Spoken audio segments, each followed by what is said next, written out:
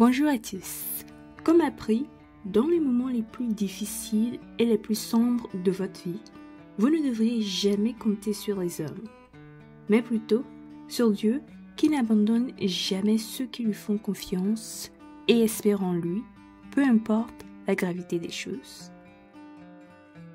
Dans la vidéo la plus récente, nous avons vu que malgré l'évidence des mensonges sur Jésus-Christ, il était étonnamment difficile pour Pilate de prendre la bonne décision sur son cas.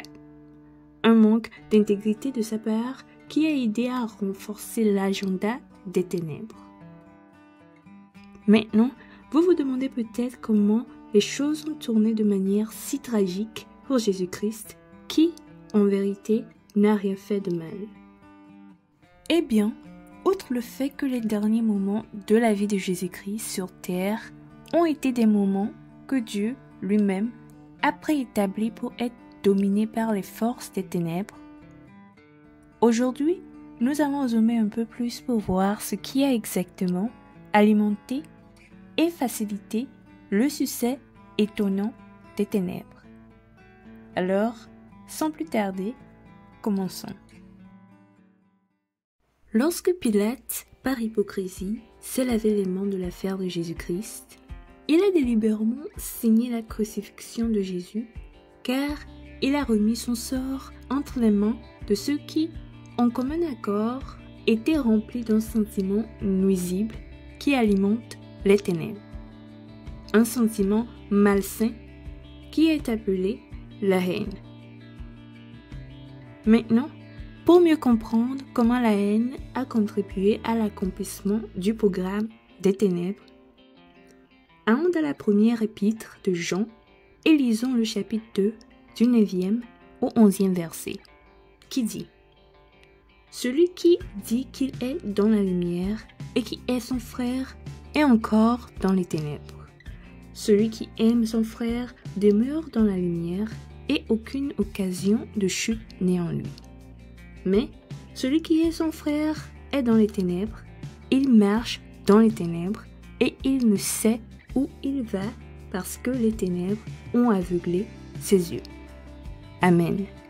D'après ce qui est dit ici, en vérité, la seule raison pour laquelle les ténèbres ont pu prévaloir dans leur quête pour crucifier Jésus-Christ est qu'elles ont influencé ceux qui ont disposé leur cœur au mal, à savoir les principaux sacrificateurs, les anciens et la majorité du peuple, à manifester une forte haine pour la lumière.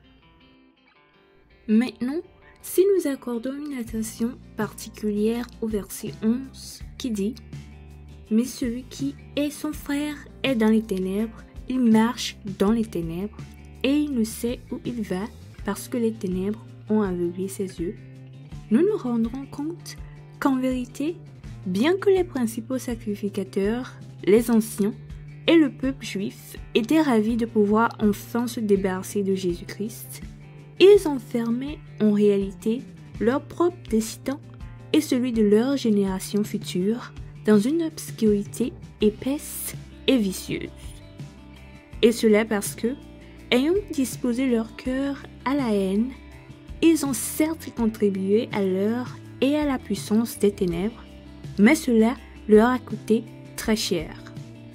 Car, parce qu'ils ont rejeté la lumière qui est Jésus-Christ, ils sont restés dans les ténèbres et leur peuple demeure spirituellement aveugle jusqu'à ce jour.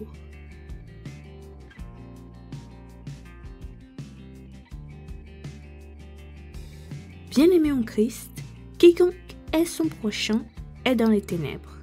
Quiconque est dans les ténèbres est aveugle et s'engagera toujours sur des voies sans issue qui, à la fin, le mènera en enfer.